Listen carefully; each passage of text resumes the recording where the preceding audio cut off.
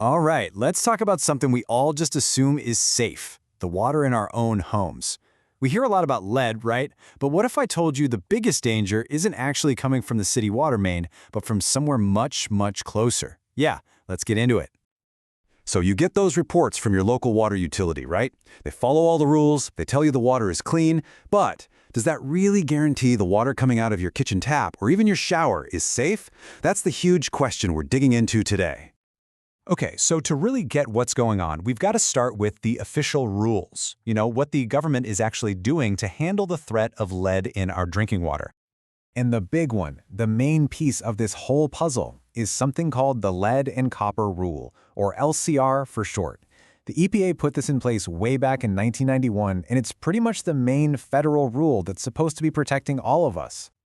Now, you're going to hear this number a lot, 15 parts per billion. That's the EPA's action level. And this is super important. It's not a safe level. It doesn't mean anything below 15 is harmless. Nope. Think of it more like a tripwire.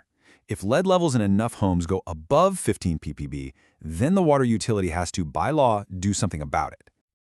And look, the LCR does have some real teeth. It makes water suppliers test water right from our taps, not just at their facility.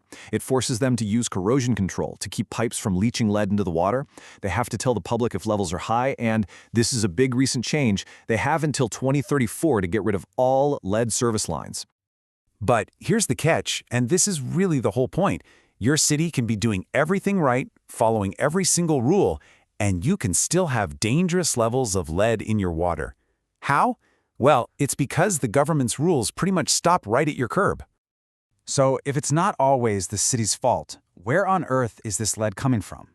Well, and this is kind of disturbing, the danger is often already inside your own house.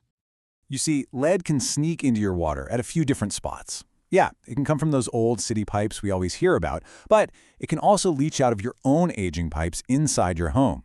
And maybe the most shocking part, it can come from the very faucets and fixtures you use every single day. This quote just nails the craziness of the situation. It says, "It's a bit like the warning on a pack of cigarettes. It's there, it's required by law, but most people don't notice it." And that is exactly what's happening with a lot of plumbing parts. So, what is this warning they're talking about?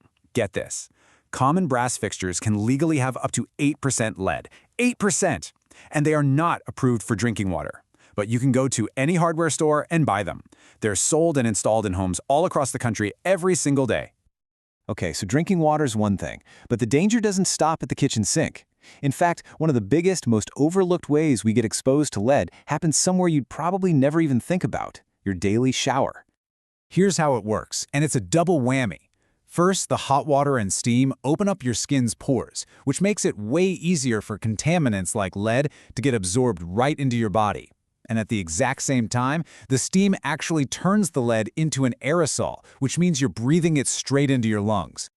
So you're getting it through your skin and your lungs. And that makes it especially dangerous for the most vulnerable people. We're talking about kids, pregnant women, and anyone with a weakened immune system.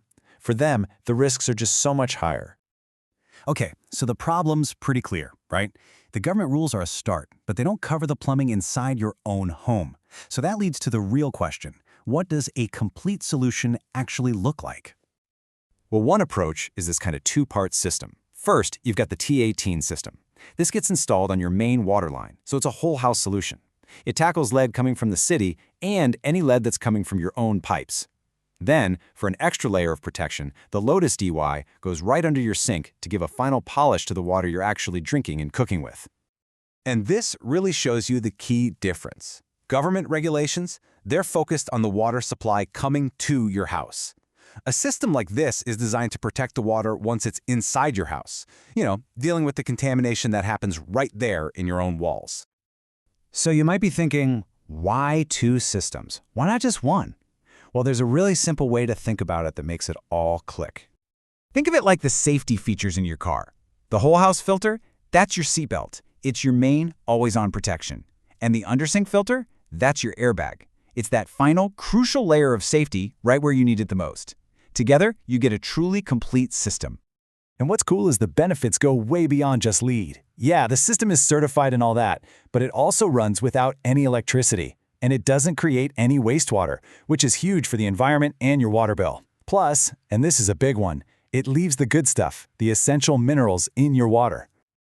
You know, when you're talking about health and safety, you need proof.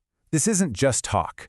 The technology has been validated by major independent groups like NSF and IAPMO. It's fully compliant with EPA guidelines and even meets the tough standards set by the World Health Organization. But you know, at the end of the day, it all comes down to this. Your body doesn't know or care where the lead came from. It can't tell the difference between lead from a city pipe or lead from your own showerhead. The only thing that matters is getting it out. And that really leaves us with one final thought. We've seen that the laws, they're important, but they have their limits.